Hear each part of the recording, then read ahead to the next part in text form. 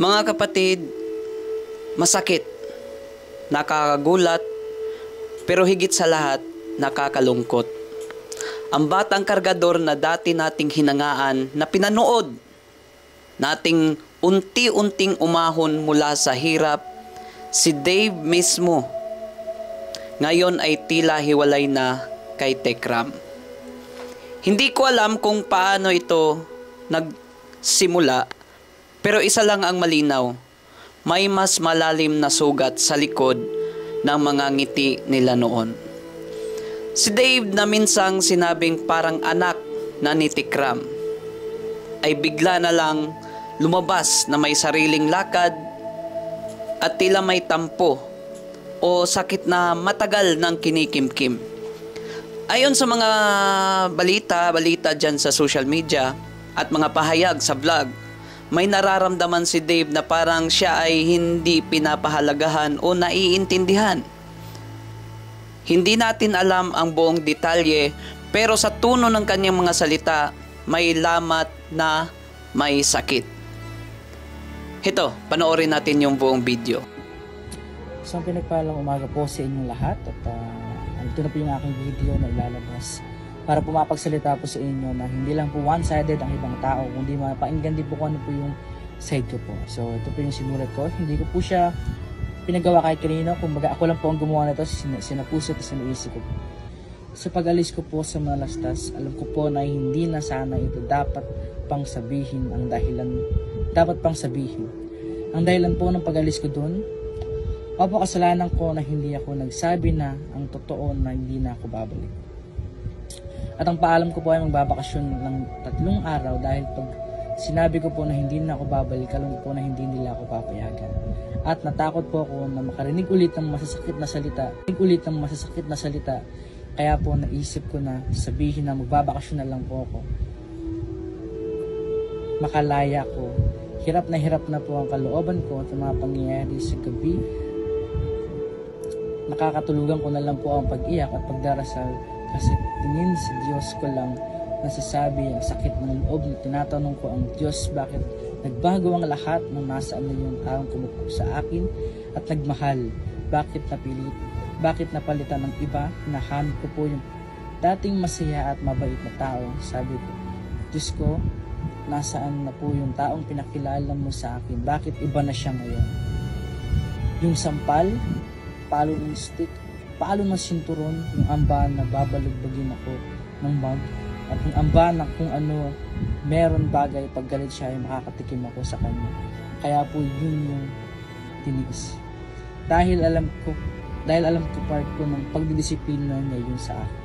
Pero yung masasakit na salita at yung sinasabi niya sa akin, ampon ka lang, yun po ang lalong dumurog sa pagkatao at puso ko hanggang makatulog po ako, lumuluha gabi-gabi, magdadasal ako, kailan maalis at gagaling ang sakit sa puso ko. Pinilit ko pong intindihin at unawain lahat ng nangyayari sa buhay ko. Wala akong mapagsabihan ng masakit na nasa puso ko, kundi ang Diyos. Salamat din po kay Tito Jun. Pinakilala niya ako sa Diyos at nagkaroon ako ng kakampi kahit hindi ko nakikita at nahahawakan. Nahihirapan po ako kaya pinili ko na lang po umalis.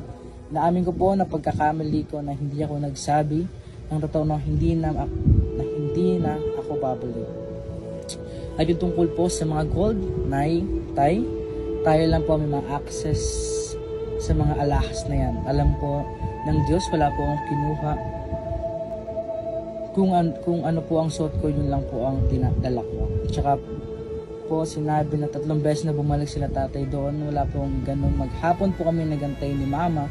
Kaya po tumawag at nakiusap na lang dyan sa Pampanga. Pagpirmahan hindi po kami makarating dahil nasa Manila po kami ni mama. Gusto ko lang po i-clarify sa inyo na sinasabi nilang kidnapping ay wala pong. At si Tekram naman, nakita nating umiyak sa kamera. Tapos masisira lang ng 2 tao. Ikaw na. Diyos ko. Tila nanghihinayang, hindi natin alam kung may pagkukulang, hindi natin alam kung may hindi na ipakitang support or suporta Pero kita sa mata niya ang bigat ng sitwasyon. Ang masakit dito, relasyon na parang ama at anak ang nasira. Hindi ito simpleng content collab or simpleng content lang. Ito'y buhay, damdamin at tiwala. Ang tanong, sino ang mali? Hindi natin kayang husgahan agad kasi bawat isa sa kanila may kanya-kanyang damdamin, may pinanggagalingan at may pagkatao. Pero sana sa lahat ng ito, si Dave ay mananatiling totoo sa sarili niya dahil kahit naging part siya ng family ni Tekram, kahit marami na siyang tagahanga or magiging vlogger man siya soon, huwag niyang kalimutan ang pinaggalingan niya. Ang totoo niyang kwento, ang mga taong tumulong sa kanya noong siya'y walang-wala. At sana rin, para kay Sir Tekram, kung totoo ngang may hindi pagkakaintindihan, ay makita ang value ng forgiveness at open communication dahil walang perpektong relasyon kahit sa tunay na mag-ama. Nagkakatampuhan din. Ang kwento ni Dave ay kwento nating lahat. Mula sa hirap, may pag-asa. Pero ang tanong, paano natin pangangalagaan ang tiwalang ibinibigay sa atin? At kay Tekram at kay Dave, huwag na sanang umabot sa punto ng public war. Sana pag-usapan ito bilang mag-ama, hindi bilang content creators na para mag-viral lang. Dahil sa dulo ng lahat ng views at subscribers, ang tunay na relasyon pa rin ang mahalaga. Mga kaibigan, anong masasabi nyo? Team Dave ka ba? O Team Tekram? O gusto mo magkaayos na lang sila?